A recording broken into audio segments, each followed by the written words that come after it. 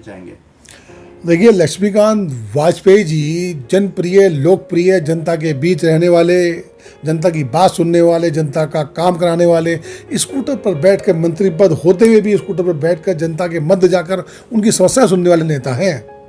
पिछले 5-7 सालों से उनको साइडलाइन किया हुआ था तुष्टीकरण, जो राजनीतिक तुष्टीकरण होता है ना, उसकी नीतियों की वजह से। लेकिन वो तो प्रकाश है, वो तो रोशनी है, वो तो सूरज है, जहाँ भी रहेगा प्रकाश बिखेरेगा, रोशन करेगा, अग्रणी भूमिका में रहेगा। निश्चित तौर पे उनको बहुत बहुत बधाई, राज्यसभा मेंबर बने हैं। और ये मेरा मानना है, और ये देश का मानना है, ये प्रदेश का मानना है, मेरठ का मानना है कि राज्य मंत्री के रूप में जा रहे हैं। और जहाँ तक मैं समझता हूँ, मैं किसी पार्टी में या इनकी पार्टी का सदस्य नहीं हूँ, ना मैं किसी भी पार्टी में हूँ, लेकिन मेरा ऐसा मानना है कि ऐसा मुझे आभास हो रहा है कि ये बहुत जल्द गृह राज्य मंत्री के रूप में शपथ ले लेंगे। शायद मैं बहुत बड़ी बात कह रहा हूँ, लेकिन मुझे कल से ऐसा फील हो रहा है। नेता तो है, और पश्चिम में नेता है, जबरदस्त नेता है।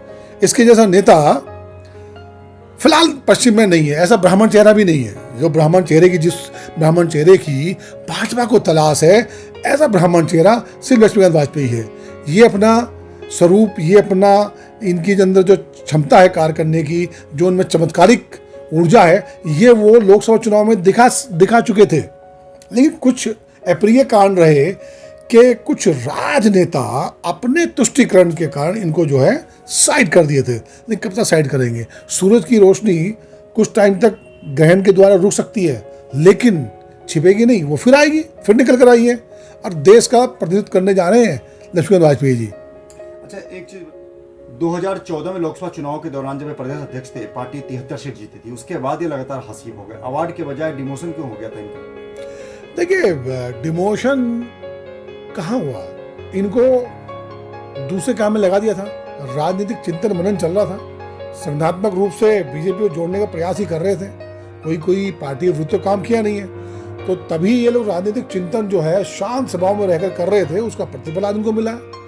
तो कोई लोग कह रहे हैं जी न्याय मिला है। न्याय क्या मिला? क्या अन्याय इनके साथ कब हुआ? अन्याय नहीं हुआ।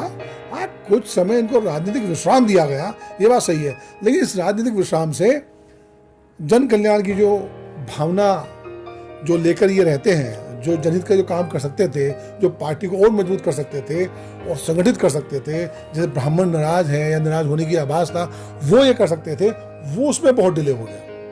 और नाराजगी कई हद तक आम जनता में थी, ये नहीं कि बीजेपी के लोगों में थी। लोग चाहते थे कि ये जनप्रिय नेता है, इसको मौका मिलना चाहिए। आज मौका दिया, आज सब लोग खुश हैं। लेकिन हाँ, कुछ तो मजबूरियां पार्टी की रही होंगी, कुछ षड्यंत्र प्रपंच परियोजनाएं रही होंगी कि इनके साथ में इस प्रकार का व्यवहार हुआ, जो पीड़ादायक था मेरठ के लिए, पश्चिम के लिए, और उत्तर प्रदेश की जो हम लोग अच्छा कर सकते थे वो नहीं कर पाए। विधानसभा चुनाव के दौरान ज्वाइनिंग कमेटी का प्रमुख बनाया गया। उस दौरान लगा कि एमएलसी बना देंगे, उस दौरान लगा कि योगी सरकार में मंत्री बना देंगे, तब भी इनको मायूसी हाथ लगी। क्या लगता है कि वाजपेयी का जो राम कहे जाते हैं मेरठ के, उनका वनवास खत्म हुए 8 साल लग गए? देखिए, भगवान राम से तुलना करनी किसी मानव की ठीक नहीं है ना? तो ये तो मैं नहीं कहूँगा कि वो भगवान राम के जैसे हैं। कोई वनवास नहीं है। जो चीज़ें मिली हैं अच्छी मिली हैं। उन्होंने पहले जब उनको जिम्मेदारी दी गई लोकसभा की, शानदार काम किया। उसके बाद जो विधानसभा इलेक्शंस में बहुत ही शानदार काम किया, बहुत लोगों को जोड़ा उन्होंने।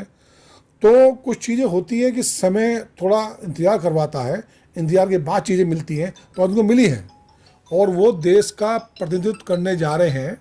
ये क्या कम बात है? ये तो बहुत बड़ी बात है ना।